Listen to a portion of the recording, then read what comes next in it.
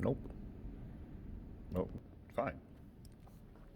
All right. Let's see if I can get a little bit of this into the corner. You got my titties. All right. I hope that stays there. I hope you can see me and all that. It did not stay there. Fell over immediately. Oh, that's so good that I'm going to be talking about what I think is hope. But I wanted to be by the piano first because I wanted to be doing a thing. I'm going to be talking for an hour. This is what I've been doing lately.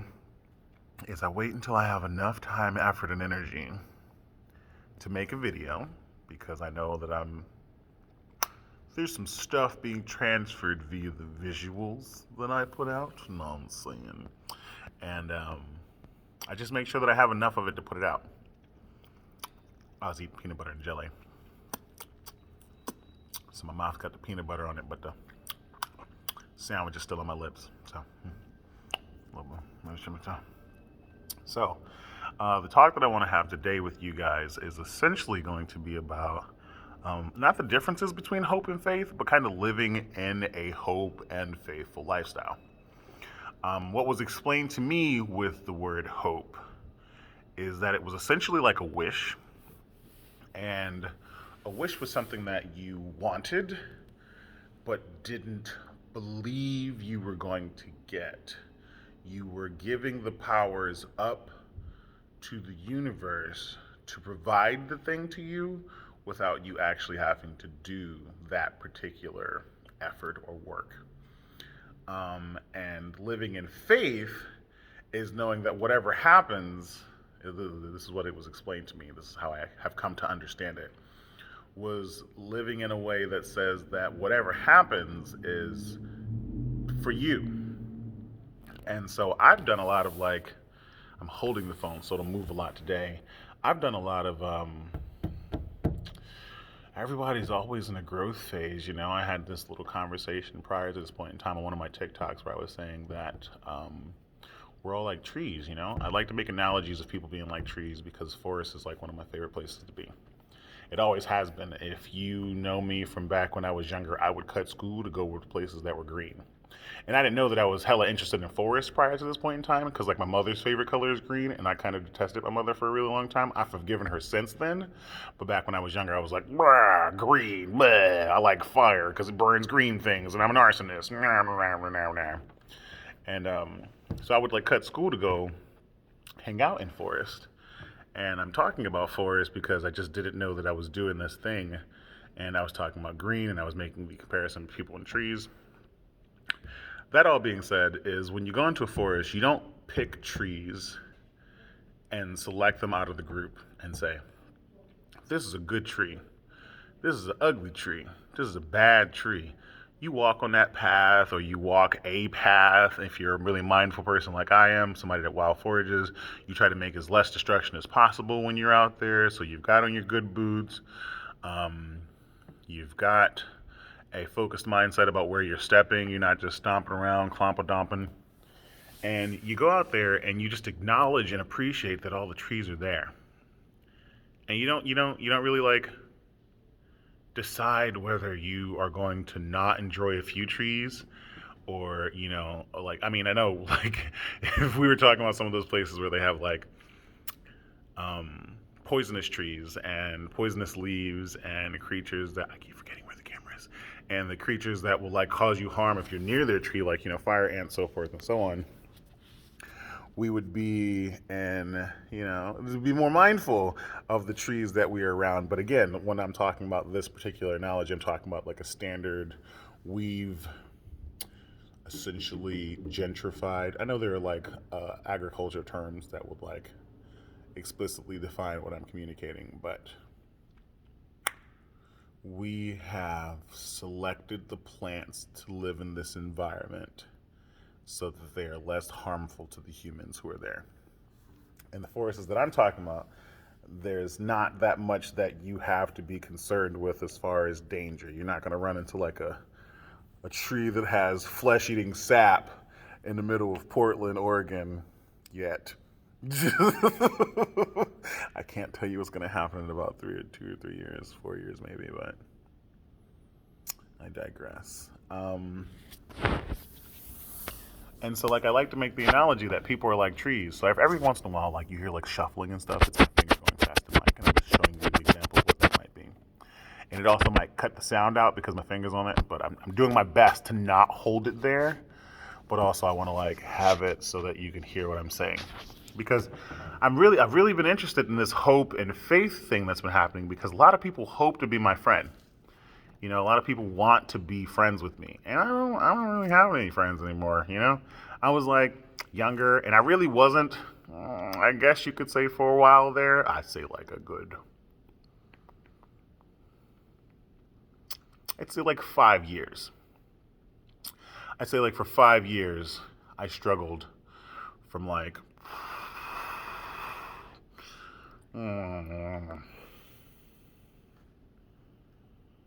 I really want to try to think about it though. Like maybe a solid 13 to 18, I tried to be with everyone else. And then from 18 up, I was just like, I don't know what the fuck I'm doing. I don't know what the fuck I'm doing. I'm trying everything. And it's just, I don't know. Because like I wouldn't like go to gay pride even though all my friends would go to gay pride. I wouldn't play football because all my friends want to play football. I'm 6'5", 300 plus pounds at the time, by the way. I'm still like roughly that. You can see this titty meat over here. This is real titty meat. But like I wouldn't engage in things that I didn't enjoy. Like there were people like, oh, you know, we should like, you know, you'd be really good at martial arts because I'm pretty nimble for a large person. And they're like, oh man, that would be so cool to have somebody your body type being like really good at this. And I can Muay Thai a little bit and jujitsu, but it's just like I didn't ever try to engage in that stuff because I just didn't care. I was like, people stuff is dumb, and I don't care for people things. And I'm still kind of like that. I can't say that I'm not. But I've gotten better with like, let's say balance. Let's say balancing whether I care about you guys or not. And that's kind of like a hard pill to swallow, which is why I don't have any friends. Because a lot of humans, like I'm not human, because that in the Black Laws Dictionary, humans is like monster. It's defined as monster. A lot of the sentient beings on this planet who are bipedal, yes. Yes. A lot of the sentient beings on this planet who are bipedal, who define themselves as human beings, that works, are really stuck in the system. Now, if you call that the Matrix, if you call that whatever you want to call it, whatever you want to call the system that we live in right now, the one, the construct that makes us all very upset and disappointed at stuff because there's rules and morals, and if you don't do the thing someone else is telling you to do, you suck ass and you're terrible at it. I don't like that. I don't like that. I don't like living that. I don't like trying to live that. It's been a very complicated lifestyle to try to live outside of that foundation. I think I've spoken on how I've been homeless since I was 16. It's probably going to be like one of my biggest selling points is because I've literally been homeless and people don't talk about that. Pardon me. I think I farted. I'm going to go ahead and say yes, I farted. So excuse me. It's a part of the storyline that I have, my narrative. Because the isolation for so many years, people would say things like, and I say people as in like, when I say people, I'm generalizing like tons and tons of articles and books and videos and TED Talks and classes that I've taken online because I have spent a ridiculous, I could probably be like a motherfucking teacher if I cared to like memorize any of that mnemonic shit that like makes people think that you're intelligent when you have a definition memorized rather than applying the knowledge because you have experience with dealing with it. If I did any of the stuff that says that I could recall any of the information that makes people think that information is pertinent, I'd probably be a teacher. I'd probably have a certificate right now. But I don't care to do that. I like being able to apply the knowledge when I have the knowledge, jack of all trades. Like I've done some auto mechanic work. I've done some concrete foundation for commercial buildings. I've done it for regular houses, not commercial housing. I've done it for, I've done wood frames. I've done straw and bale houses. I've done log houses. I've done like computer hardware. I've done a little bit of like computer programming. I've just done it, whatever the case may be. Regardless, my point being with that is that if I maintained any of that knowledge, I would probably be like, really popular as far as like information goes. Because I go, I'm so much smarter than you guys, and I can tell you things. I just like to come on here and be like, hey, here's my shared experience. This is what I learned via my programming. This is what happened when I was out there trying to like not die. And I've not died very effectively, and I'm hoping that someone that comes across this video will not die very effectively as well, or this podcast, depending on how you receive this, because like I take the audio from these now and I turn them into podcasts, because I found that I was quite entertaining, and you guys couldn't see what my face was doing via the podcast, and so like I do a thing a lot of the times, and I'm very animated, and I got my animation from my mom being deaf. But I'm trying to tie this back to the hope, people living in a hopeful lifestyle, because I went on like a super tangent there. I'm trying to like maintain a thought and kind of process with you guys. But that's how I talk. I talk like that. Someone explained to me, because I kept calling myself crazy, which I still will kind of maintain because I like that.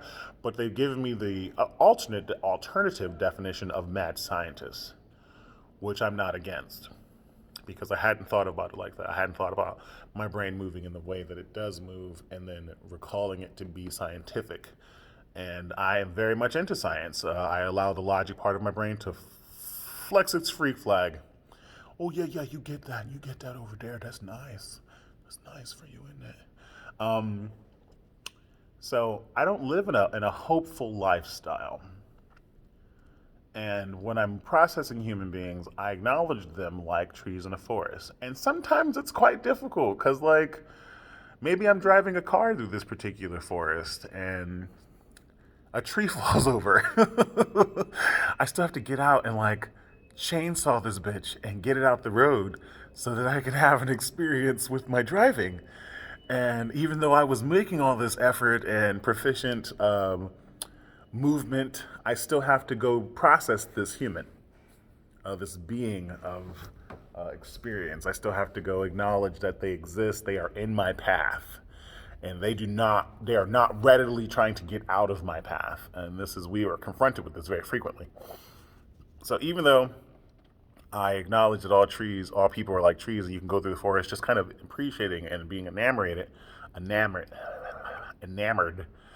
by the beauty of the space you're in every single location, whether it's standing in a mirror, whether it's coming across another human being who is the reflection of what you are at that moment. Because like when you pour love out there and love is poured back into you, it's great. Like I often express an extreme amount of humility. I'm so full of myself. Like I'm aware that there's nothing in here but me. But other people like to say, "Oh no, and it took you so, and someone was supporting you." And I go, "No, people only like me and support me because I'm me." Like I've had people tell me throughout my life that it's acceptable because it's you. And I go, what the fuck does that mean? And like for a long time, I was going, "Am I retarded? Are like they telling me this because I'm retarded? Like because like retarded people, excuse my language." Because that word is kind of like the N word for people with disabilities. I know it's not the same because it comes with so much more hate and stuff, but they've been like slaughtered a bit for that. Like mentally disabled and mentally handicapped people have been put through a lot. So I won't say retarded, but I use the word defined as the definition, which means slowed process. Am I experiencing a slowed process with my other interactions with humans? Is my what is it called?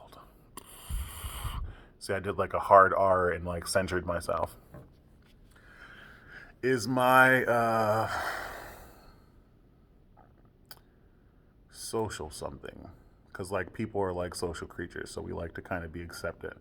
And I don't really care so much. Anyways, I'm gonna get back on my thought process. Am I like slow in comparison to the people who are communicating with me? Are they allowing me to do something because they think of my mental process as being less than theirs? And so once I got over that, I was like, no, it's like a thing. There's a you create a space for yourself, and you either acknowledge that you create that space, or you continue looking for validation that space is actually for you. My nuclear system wasn't necessarily telling me that I deserved space to be in. If anything, they told me to shut up and sit down very frequently. I'm too large, too big, too in the way, eat too much. All of the things that all the things that you would tell someone bigger than you, so they would feel less than. I heard it all. Now I'm just like bigger than most people and really full of myself. Like when people say nice things to me, I can feel my ego swell. I can feel it swell, like my head gets massive. It was pretty big before I got this close to the camera, too. And I do a lot of things in regards to having an experience where I don't live in this space where I hope now that people are going to love me. I live in faith that I'm loved, and it's me. I'm the thing loving myself. I keep forgetting where the camera is. I'm the thing that loves myself now. I'm the thing that operates with I love me, and it's really because this lash. I moved out here in 2019. 2014 was my trip to West, and then 2019 was my trip to Portland, Oregon. And since I got here, it's 2022 now. Since I got here, I have experienced some of the most intense racism, the most intense classism, the most intense abuse, the most intense narcissistic abuse, the most intense manipulation from white people that I've ever experienced in my entire life. And I thought I was getting something terrible in the Mormon culture. I thought I was getting something pretty terrible in Southern California, dealing with people who were making six figures a year and dealing with snowbirds. It was nothing like it is here because it was sold to me as love. And that was a hard R for me, a hard L, which means loss if you're not familiar with the language. It was a hard loss for me because I kept going into each one of these relationships thinking that someone wanted to love me as I am, and what they wanted was someone submissive to them. And I'm not submissive. I'm servient. No, that's not the word. That's not how that word works. I'm not submissive. I am. That's a claim. It's a title, and I don't really claim titles. I enjoy serving people who love me. I enjoy serving things, beings who love me. Like when I'm currently farming.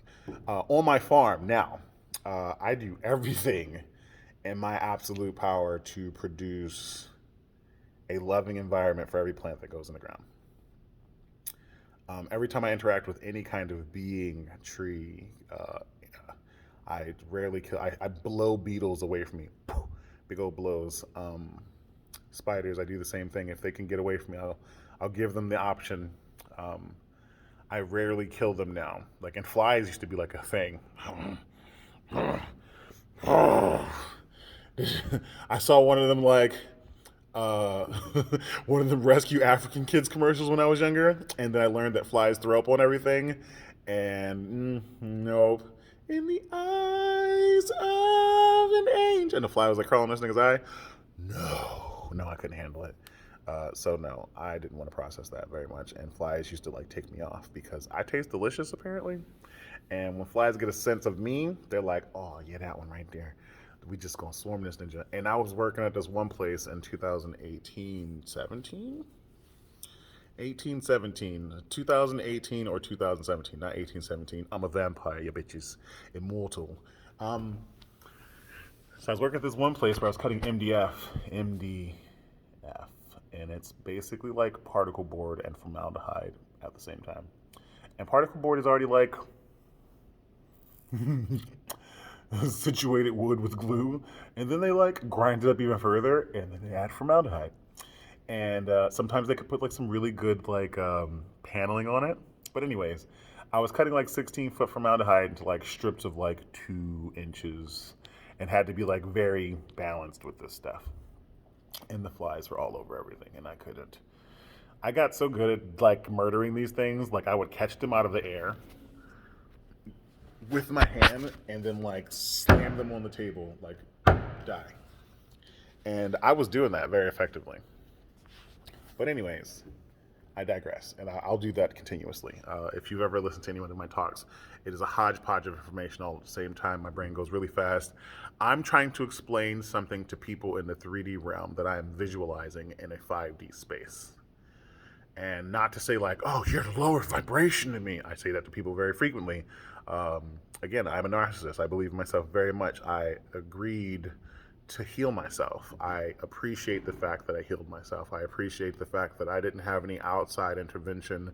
I didn't need any drugs. I'm struggling currently with like sugar, and I say struggle very hard because that's not even like a thing. I have access to it, so it's like, if I were getting sex daily, my lower chakra would be out of vibration because, I'm not supposed to be doing it. I should like hold up on some of that, and she can get it every 2 days, every 3 days. And it's like, and it doesn't necessarily have to be a she, but they would get a healthy dosing every 2 or 3 days because, you don't need to like, again, everything in moderation. But I digress.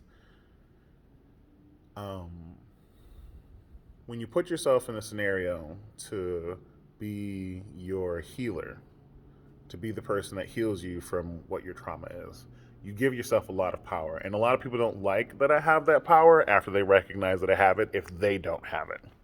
It makes them pissed off because they live in a place of hope. They hope someone comes to save them, bringing this back into the circle. They hope that someone comes and saves them. They're looking for like a therapist. They're looking for like their dad, their mom, their boyfriend, knight in shining armor, sugar daddy, sugar mama. They're waiting for someone to come save them. I did that. That's why I know what I'm talking about. The experience was I was like, oh man, Jesus will save me. I was going to say I'm not laughing at the Christians, but I am. I'm laughing at you very hard because if you read any of the Bible before King James got a version of it, and fucked it all the way up for like 500 years because like look up your history. There's a lot there. There's a lot missing. You're missing out on a lot of stuff. Am I going to say you're not Christian because Christian stuff and like judge you and tell you can't be a thing because reasons? Nah. I'm just going to go tell you to look at the Bible before King James got it and then look up the stuff that you're missing. Even if the Jesus story to me is a story like how, Zeus and all the Orishas and they're just stories to me. I don't know any of them personally. I know entities that I speak to based upon information that I received, and I can associate a name and a face. But again, those are in my head, like everything I say. I'm crazy, so nothing. It's fine. It's just weird stuff. I digress. I was waiting for some source outside of myself to save me. But for the longest time, because I became Mormon, Mormon is tattooed on my right arm, and it's because I'm hysterical to me, myself, and I. And I think God is the rest of the universe. I think God is also hilarious. If we're all the same, or the goddess or whatever, the creator of this universe is us. We are it. Whatever the thing is, I'm hilarious. It thinks I'm hilarious. We thought we shared the laughter with this. So Mormon's on my right arm because they believe in choosing the right. So I did for my first tattoo after getting baptized. No one else thought it was as funny as I was. No one else thought it was as funny as I did, and I still think it's funny. I also think it's even more hilarious that the guy lined it up and it looks like a sword and it says Mormon in the midst of the sword, which just gives me all kinds of feels because my first name means not the one that I currently practice with, my dead name, is like a sword bearing angel. Yeah. So I was like, oh yeah, let's use that. Also, I'm like a fire sign, so there's more in there for me, and just things. We've gotten to the 23-minute mark, and I'm still trying to solidify that I don't really like to live through hope. And I'm going to talk about kind of living in faith in the second half, because I don't really know what the half is. I could just record I don't know. I could record until this thing tells me I don't have any more time. I'm pretty proficient at talking. I was told for a long while that talking wasn't something that I was good at and I should be quiet. And then when I figured out that I was extremely good at talking, it was through the service of others. I was waiting for someone to come save me, and every time I spoke to someone, I was delivering the goods. Every time. I wish I had the account of how many broken relationships I had, so you could see how many women and children I had healed by being myself and trying to have the family that I thought I was going to have at 8. When I was 8 years old, what I wanted was a family. Because I don't have any memories before the age of 7. And somehow around 8, I was like, yeah, you know what? Families seem good, but I wanted to like make them better than the ones I was experiencing. Because I don't have like a good history with like, oh yeah, this is what a good family looks like.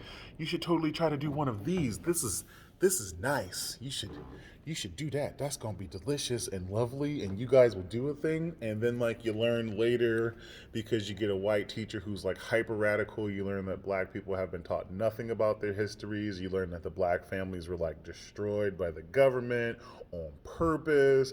He gets fired. You don't get the rest of that information, and every black guy you meet from that point on is either Christian or Muslim or African or Jamaican or not from this country and already thinks you're going to steal from them. So you get a little confused. Or gay. Or super hyper gay. Not like kind of gay, like flamboyant flamingo feathers, peacock feathers gay. And those were my options. And I was like, I don't fit any of those narratives. I just really want to be brown the way that I'm brown and be whatever I want to be.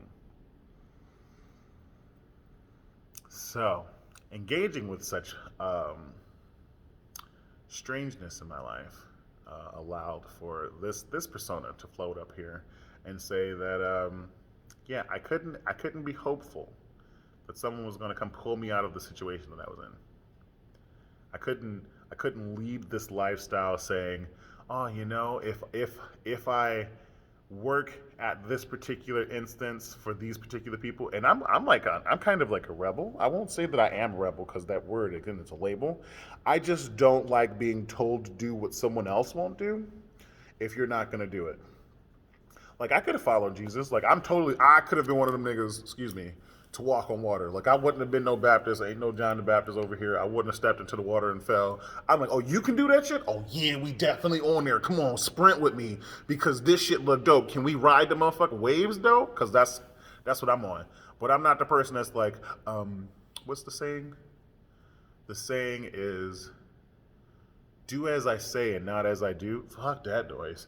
They literally had a disorder for it in the DSM or the DMR, the Directory for Medical something. I can't think of what the acronym is because, again, I don't study that shit to try to like say, oh, my dick is bigger than yours and I know this jargon. And if I know this jargon, I'm so smart. I go, this is how it's applied to life.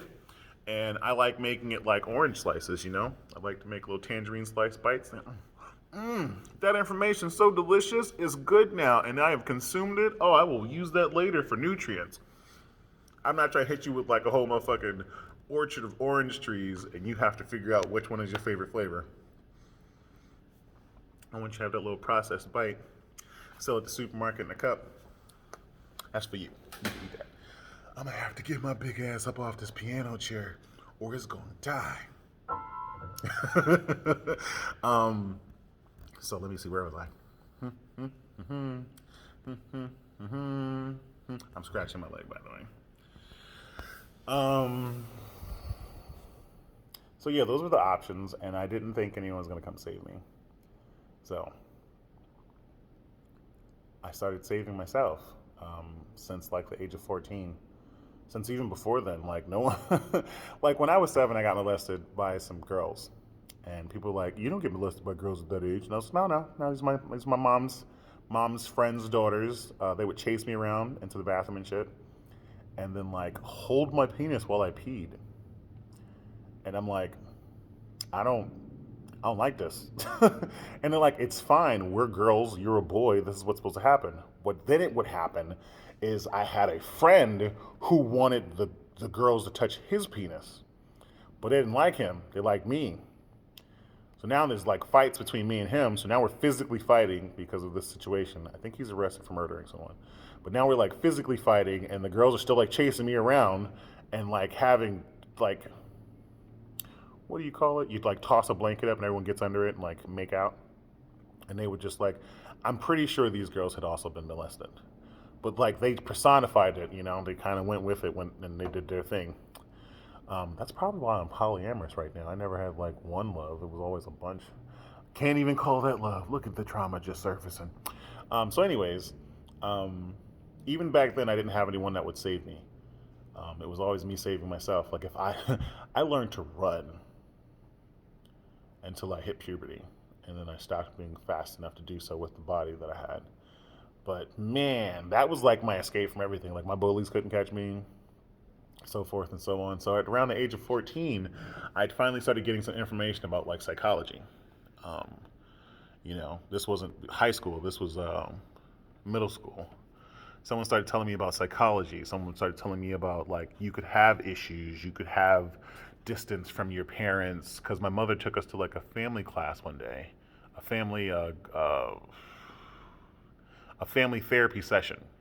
And she basically got in there and just ripped into my ass and was like, he's the worst. He's the fucking trash. And everything that he does is just fucking terrible. Like, you just need to kick his ass and give him some drugs. Like, he's the fucking asshole. And I was just like, whoa. So they, like, literally pulled me to the side and were like, what the fuck is up with your mom? And I was like, yeah, she, like, hates me. And they were like, what? Why? And I was like, oh, we, like, argue all the time. I don't listen to her when she's, like, being mean. And she doesn't think, like, being mean is bad. She's like, I'm just supposed to listen to her because she's my mom. I never thought like that. That rule does not apply to me. We are the same. So you will either talk in a respectful tone or catch this bass in my voice because I have it. But for the majority of the part, I try to speak like this. And I try. This is definitely an effort applied. This is my comfortable speaking tone because my mouth feels nice when I talk like this. I mean, I can talk in other voices. This is nice. But like, I prefer to speak in this particular tone. Even when I'm talking like slang to other people, this is the tonality that the slang comes out in. Even when I'm speaking in Ebonics. Even I'm like, yo, what's up, dog? This is the tone. You hear it, you hear the tone that'll come out of my voice, vocal cords. And so I was expressing all of that stuff, so forth and so on. There wasn't a lot of like, I'm going to be saved. There wasn't like these white people could just take me out of my household. There wasn't like an Annie story where some rich dude was just gonna come pick me up. And again, in all of the situations, because even up to like, even when I moved to Portland, in all of the situations where I had the opportunity to be rescued by somebody, that shit came with rules, bud. Came with rules, and rules that they would not apply themselves. Like Jim and Connie O'Connor from,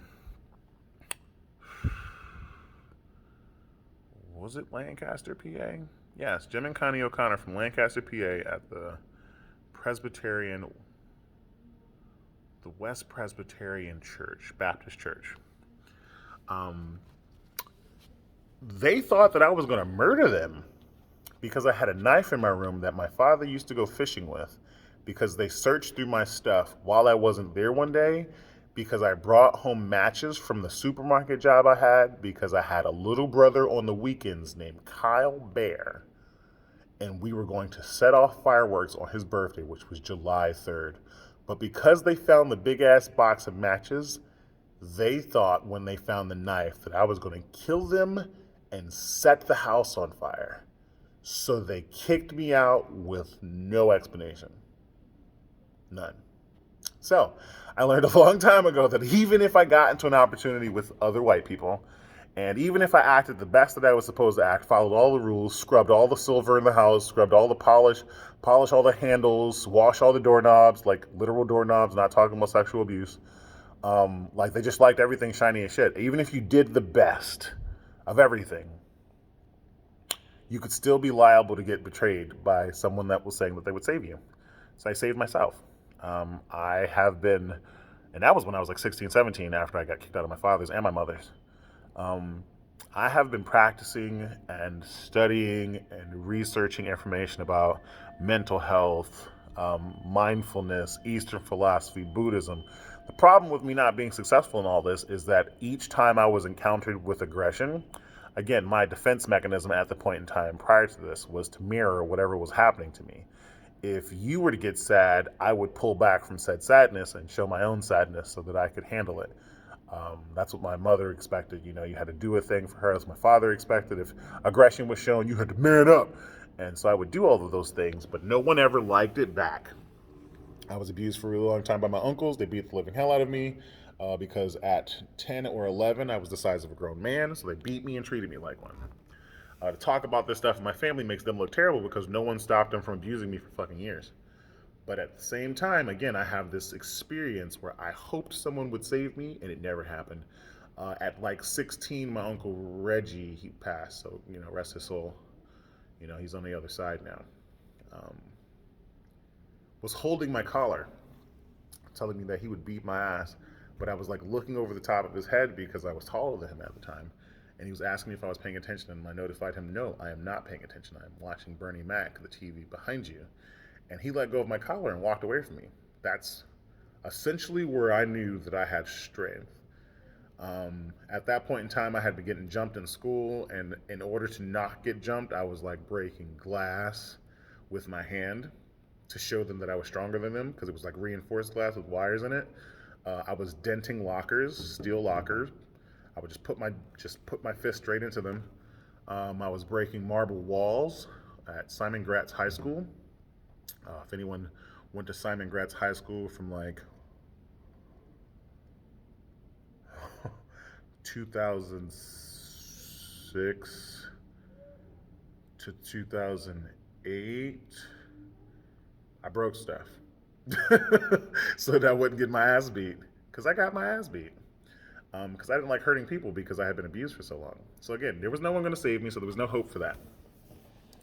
And when you start putting this Eastern philosophy, this you are one with the universe, and I say Eastern a lot, and I'm not always going to say Asian, but that's where everything came from, And you talk about Africa, there's like multiple gods out there, but when I talk about the oneness of the universe, I'm always talking about some Eastern philosophy. No offense to the Africans, I really appreciate their rishas because they're there, dude. They do their thing. But again, this is all an amalgamation of my mind.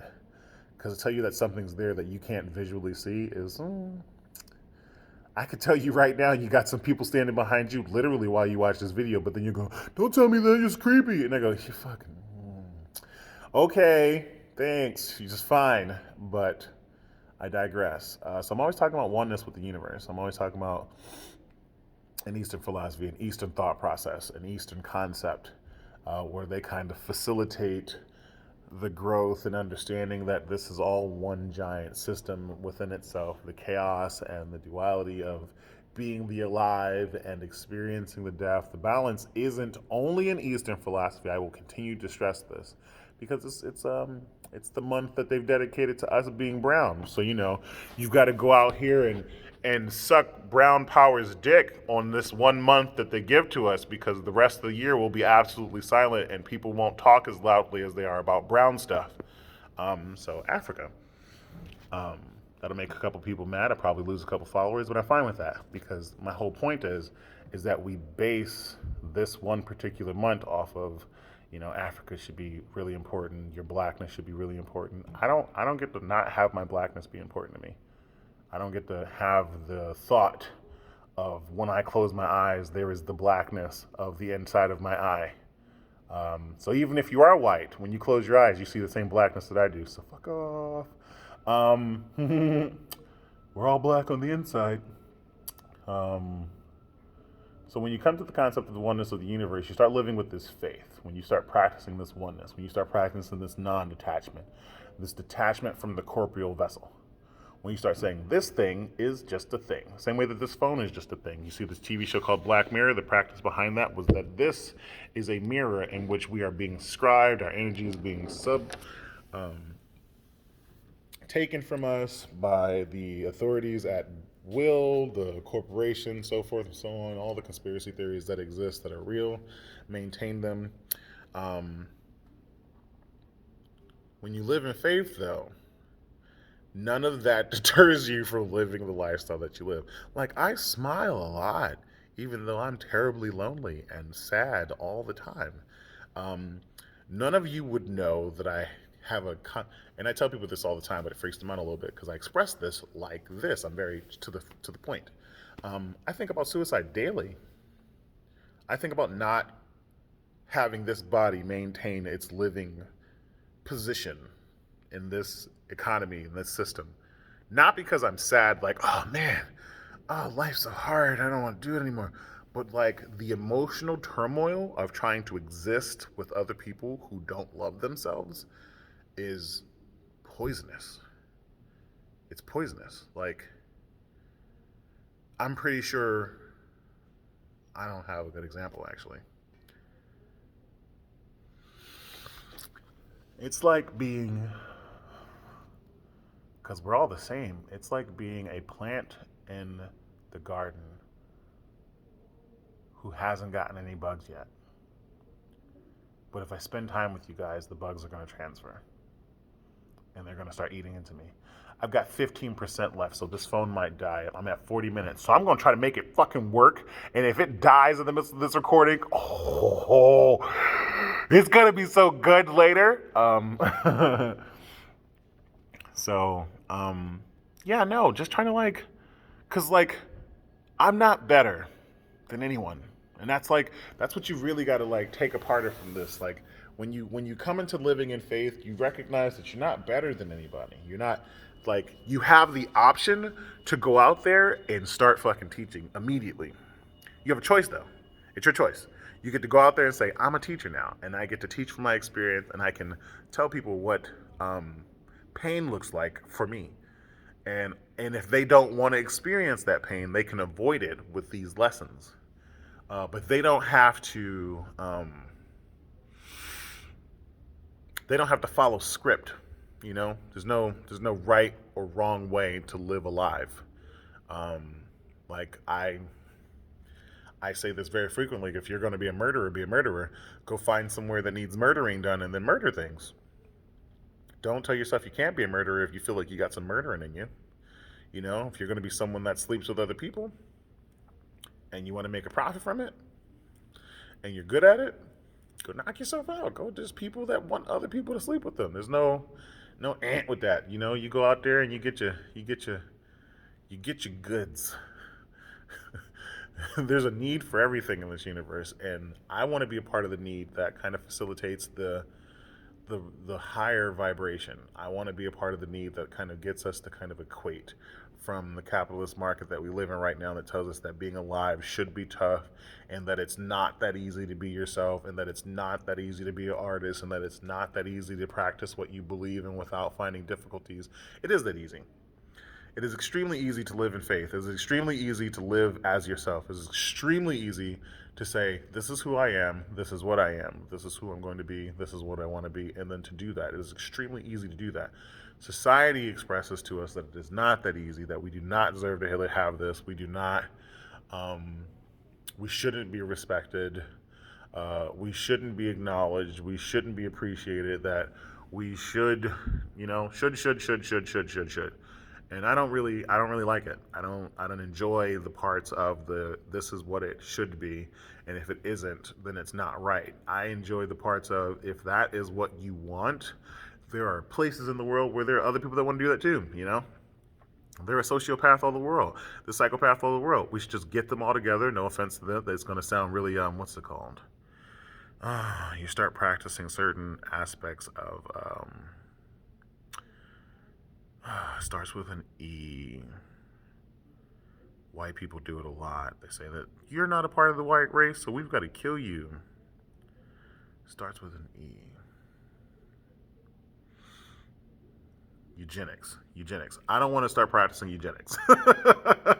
I'm not like, we should gather them all up and, smite them. But like, if they want to kill each other and they want to do murder and they want to do violence, yeah, let them guys do that. You want to sports and that's what like you've been taught that sports is your thing, cool, go do that. But I don't want to pay you. I don't want to put that shit on TV. I want people to be able to find you and then watch it if they want to watch it. I don't want it to be programmed into everything that we do. Like, where are the engineers? Why don't we have like engineer TV? Why aren't we like watching people in a lab try to figure shit out?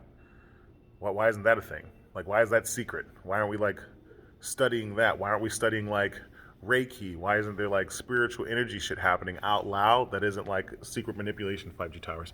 So like, why aren't we doing a thing that says like we actually care about the thought process of another person, that we care about the well-being of another person? Why isn't that the stuff that we're selling? So, I know I have some bias. I know, but I live in faith. that I'm doing the right thing. And I hate using right. I hate using wrong. I hate using good. I hate using bad. I detest that. So I'm trying to teach myself out of it because it's a part of my like active language.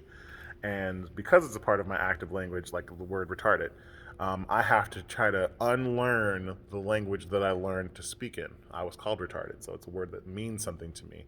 And it doesn't carry the same weight as being called retarded one when I was younger. It carries a different weight for me today because I use it as defined in the dictionary.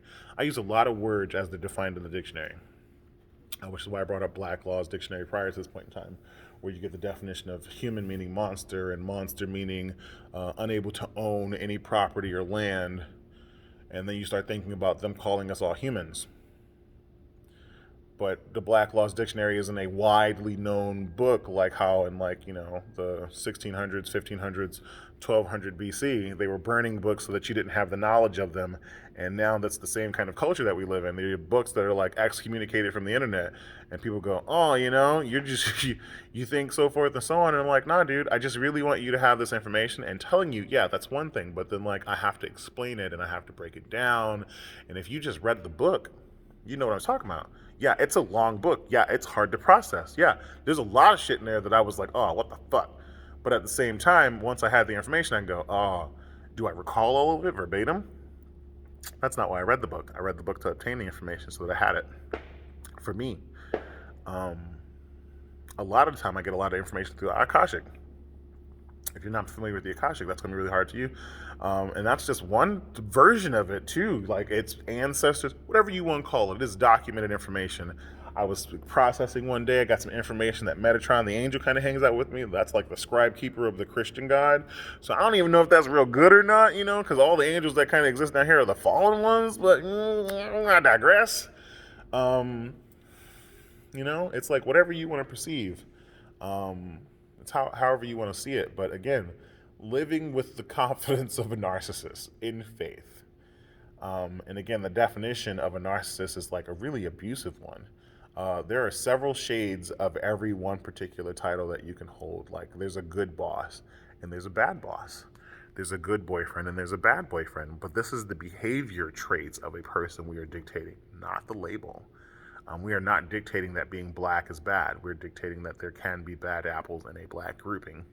We're not dictating that white people are bad, but systematically over the last several centuries, they have not exactly shown us behavior that's deemed with being what we would perceive as comfortable or pleasurable to brown people. That's their behavior, not the color of their skin. And we don't talk about stuff like that. So again, I live in this strong-ass faith that I'm super hyper-intelligent.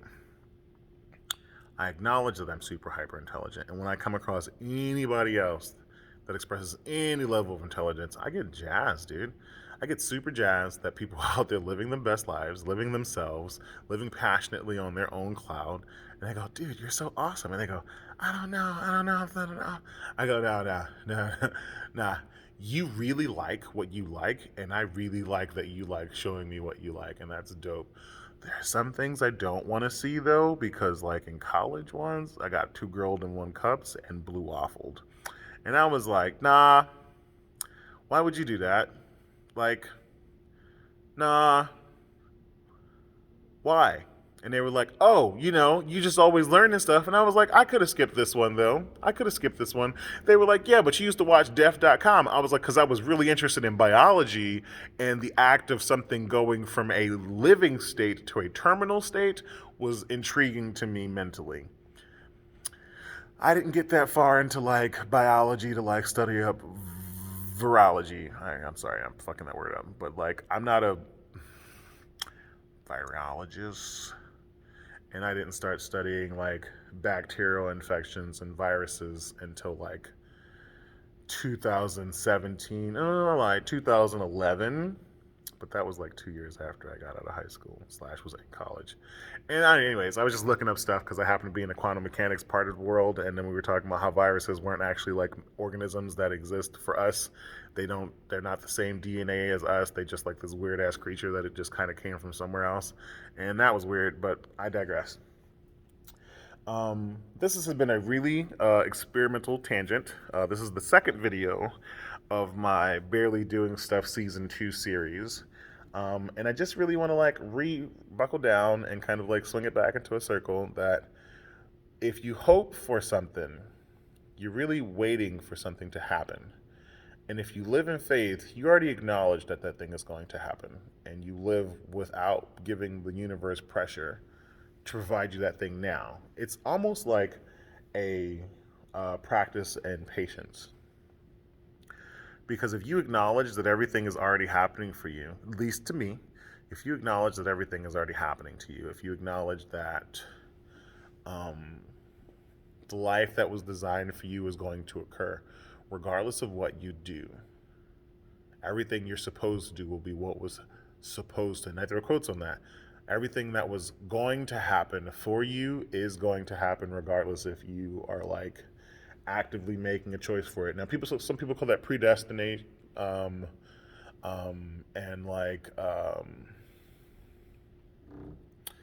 forget the other terminology to describe it, but like it removes a certain amount of power from you, and that's only the people who are like, "What do you mean? Everything that's already going to happen is already going to happen." It's basically like saying you don't know what you don't know, and even if you thought that you could think of what you don't know, you'd have to think of what you didn't know to think of what you didn't know. And if you don't know it, how can you think of it? I mean, you can come up with ideas, but again, how do you know you don't know something until after you've known it that you didn't know it? Those are tongue twisters there and paradoxes in themselves. But I digress. Like, if you live in this practice of, I'm going to have whatever's for me, the end, that's the end. That's the end of the statement. Then everything that you're going to have will be for you. Like every robbery, every heartbreak, every murder, every death in your family, every loss of a pet, every fire, every car accident, every $1 billion interest, every gain, every farm, every animal that comes through your arms, everything. Everything's already planned for you to have it. Now, the choices that you make to get to and fro will determine when and where and how you get those things, but the things that are already going to occur are going to occur. And that's kind of what I really wanted to lead with when I was talking about trying to lead with live in faith. Because that's how I am. My sister said something to me really kind. She was like, every time you go anywhere, you just survive. And at first I was like, because nobody fucking took care of me and I had to like figure it out. And it was like this really painful situation for me to hear. And I was like, oh man, you don't even know. You don't even know the shit I had to do. Like I had to sleep with people for fucking years and people like always abused me and like mentally abused me and tried to tell me I wasn't shit because I wasn't like providing the house with money, but I was always like cleaning someone's fucking house. I was always making meals. I was always taking care of people like I had a family. Like I was a house mom long before I even knew that that was an option to do. I was dreaming of being a house mom when I was 8, not knowing that that was what I was doing. And then I would run into all these people who had like daddy issues and wanted like a nigga in their house, and I use it that hard like that because they want like a thug to be in there abusing them and being like really violent with them and shit and like being like assaultive and attacking them and shit all the time constantly because that's the behavior that they were used to. And I'm Mr. Mom out this bitch, you know? Like, I want to tell you, oh, poor baby, it's okay. Here's a blanket and some burrito. You know, you're going to be fine. Here's some tea. Um, let's do our toes today type shit, you know? Like, oh, you need an orgasm? You can have an orgasm and let's go on a walk. That's not what they was used to. They was used to people being like, you ain't shit and you terrible. And if you didn't engage like that, they just kept poking you until you did engage like that. So I had to stop being in those relationships because that was what my last relationship was like. My last major relationship, because I've been in several since then, emotionally anyways. Um, my last major relationship was like, their mom was abusive. Their dad was like damn near absentee. Everything in their family was like very black and white. Like she had to be the good girl. Her sister got to be absolutely ape shit crazy. You know, her husband had been abusing her for fucking years. And she just thought that she was supposed to be at everyone's fucking whim and call and I was like, nah, dude, we get to fucking relax. Cause like my life has been hard doo doo shit. And you've already worked all the years that you needed to accrue the amount of money that you've accrued. We can just have this good life. And nope, that's not how it is. And I mean, not even just like her, just like every time that I got with someone because I just wasn't in a place that I needed to be in a relationship and I wasn't listening to the universe tell me to sit the fuck down. I would get into these situations where I was trying to demand, I hoped I could make this a family. I wasn't just having family. Like right now on my farm, I have I'll call them sons because they're all younger than me enough that I could have them be my sons. Um, I have some sons, nephews. I'll call them nephews. I have some boys over at the farm where I work, and they may still be doing whatever the fuck they do, but I go out there and I'm myself, and I get to teach them everything that I want to teach my kids. You know, I get to love on them. I get to tell them that I love them, and I don't have to hide any of it. I don't have to pull back from that. I meet men and women who identify as men and women, them, theys, people who identify as non binary all the time now, who I get to engage with like cousins and siblings and the whole nine. And I get to meet these people on equal standing after years and years of being isolated and alone.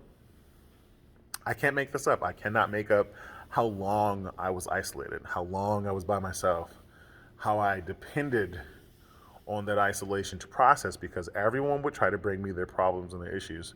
Even the people I looked up to. Like I had a bishop once tell me he had a CPA and he said, if I can't do it, then what makes you think you're going to be able to do it?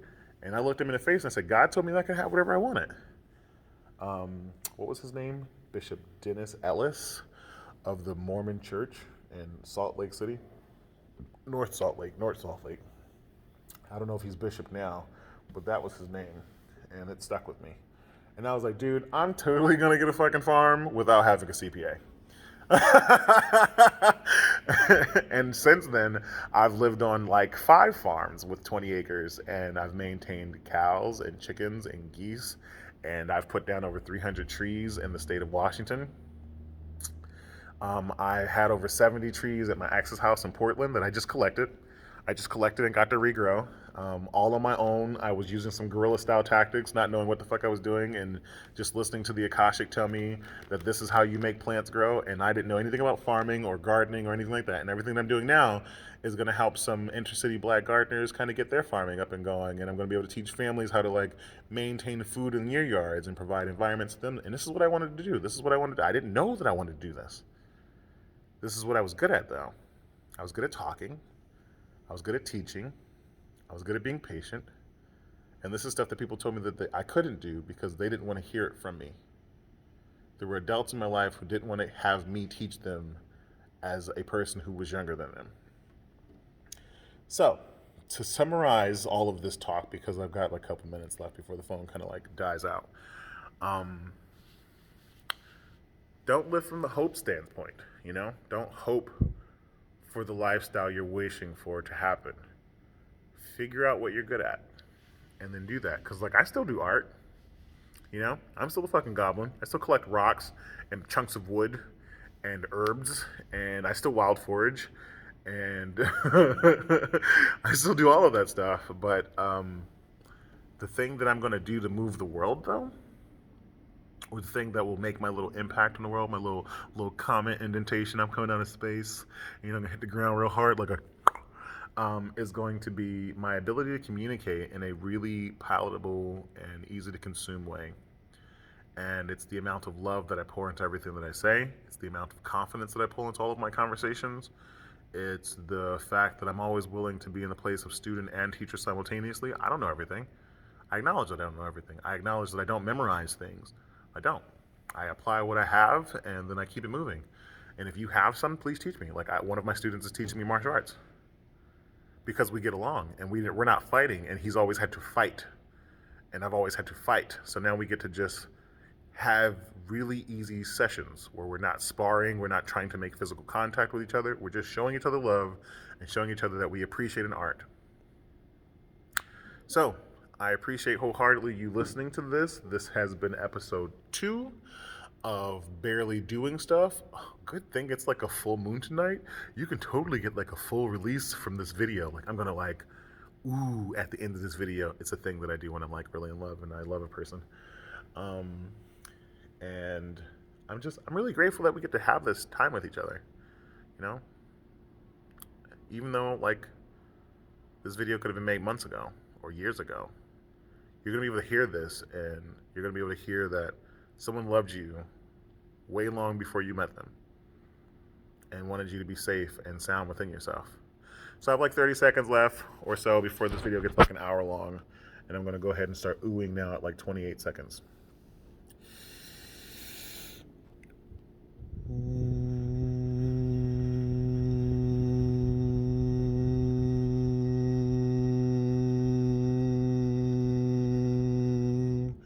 Season 2, Episode 2, Barely Doing Stuff. I love you.